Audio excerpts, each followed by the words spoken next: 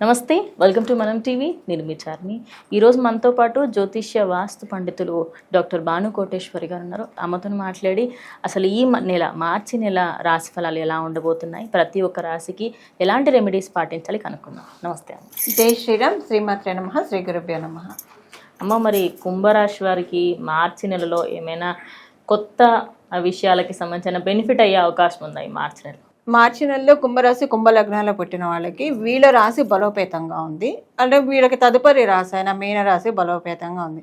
అంటే వీళ్ళకి లగ్న లేదా రాశి ద్వితీయ స్థానాలు 1, 2 స్థానాలు చాలా బలంగా ఉన్నాయి.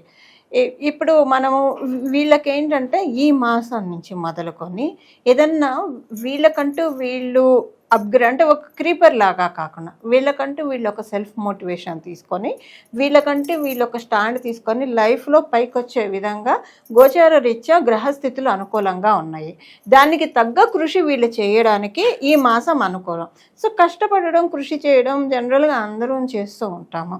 మనం ఒక మాట వింటూ ఉంటాం, లక్కు తోడవ్వాలని చెప్పి. లక్కు తోడవ్వడం ఈ మాసం వీళ్ళకుంది. లక్క తోడవుతుంది. దాని ద్వారా వీళ్ళు ప్రయత్నాలు మానకుండా చేస్తూ ఉంటే, ఎందుకంటే ద్వితీయంలో ఉన్న శనేశ్వరుడు కాస్త బద్ధకాన్ని ఇస్తూ ఉంటారు కుంభరాశి వాళ్ళకి మధ్యలో. అందువల్ల ఏంటంటే కొంచెం గట్టిగా ప్రయత్నాలు చేస్తూ ఉంటే లక్కు తోడయి అనుకున్నవన్నీ అనుకున్నట్టు. ఇప్పుడు మనం తలపెట్టిన కార్యాలన్నీ కూడా ఫాస్ట్ వేలో అయిపోతూ ఉన్నాయి అనుకో, మనకి ఇంకా కొత్త కొత్తగా చెయ్యాలనిపిస్తుంది, ఇంట్రెస్ట్ వస్తుంది.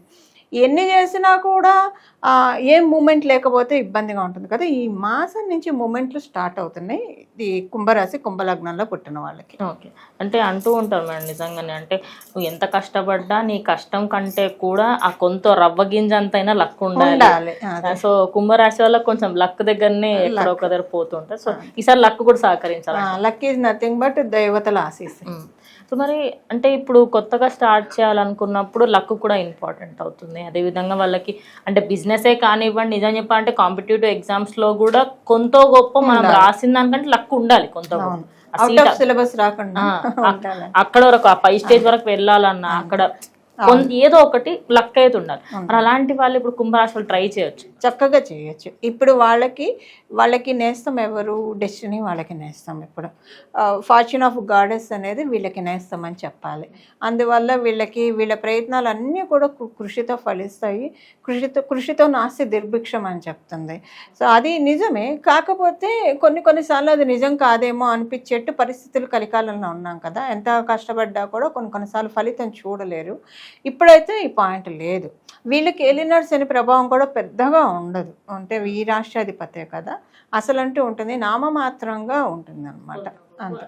ఇప్పుడు ఒక స్కూల్లో ఒక టీచర్ ఉన్నారనుకోండి, వాళ్ళకి ఫేవరెట్ స్టూడెంట్ ఉంటే పార్షియాలిటీ ఉంటుంది. ఎప్పుడన్నా మార్కులు తక్కువ వస్తే ఏంట్రా ఇది అని చిన్నగా చెవు మొదలు పెడతాడు, కానీ బెత్తం తీసుకొని చచ్చేట్టు బాధాడు కదా. అది కుంభరాశి ఫేవరెట్ స్టూడెంట్ అలా. మరి వాళ్ళు ఏమైనా రెమెడీస్ చేసుకుంటా అంటే ఆ కొద్ది ప్రభావం కూడా తగ్గే అవకాశాలు ఏమైనా ఉంటాయా? వీళ్ళకి ఏంటంటే ఈ మార్చి నెల మొత్తం కూడా ప్రతిరోజు కూడా మధ్యాహ్నం పూట 12 నుంచి 12:05 లోపల ఈ టైంలో మనకి నట్టని ఎండ, ఆ టైంలో మన నీడ కూడా మనకు కనిపించదు. మొత్తం ఇలాగ భూమధ్య రేఖలోకి సూర్యనారాయణ మూర్తి అసలు ఓపెన్ ల్యాండ్లో ఉంటే మనకి తెలుస్తుంది. ఈ టైం ప్యూర్ టైం అని చెప్తుంది. మన నీడ కూడా మనం చూడని టైం. అంటే రాహువు, నీడ అంటే రాహువు, ఆయన ఇంపాక్ట్ లేని టైం ఆ టైము.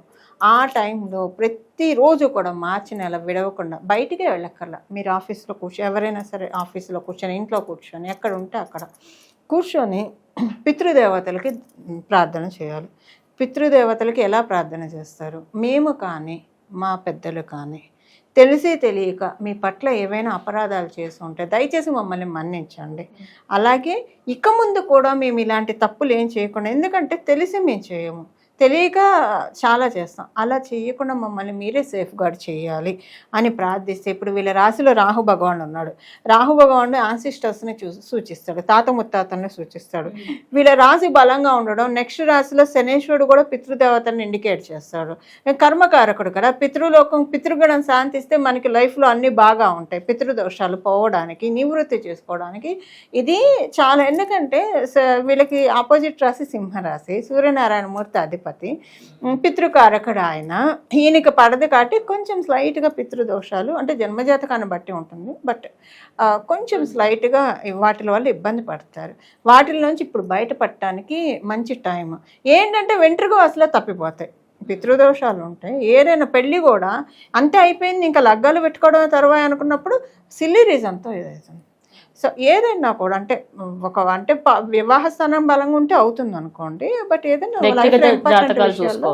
పితృదేవత ఆరాధన ఇలాగా తెలియదు కాబట్టి ఇలా కోరుకుంటే 5 నిమిషాలు అంతే, కేవలంగా 5 నిమిషాలు ప్రతిరోజు. ఒకవేళ ఆడవాళ్ళు అయితే పీరియడ్లో ఉంటే 4 రోజులు చేయకూడదు. ఓకే, 5వ రోజు తలస్నానం చేసి మళ్ళీ చేసుకోవచ్చు, మళ్ళీ స్టార్ట్ చేసుకోవచ్చు. ఓకే, ధన్యవాదాలు. మంగళం. నమో భగవతే వాసుదేవాయ. సో చూసారు కదా, ఇది ఇవాళ వీడియో. స్టే ట్యూన్ టు మనం టీవీ.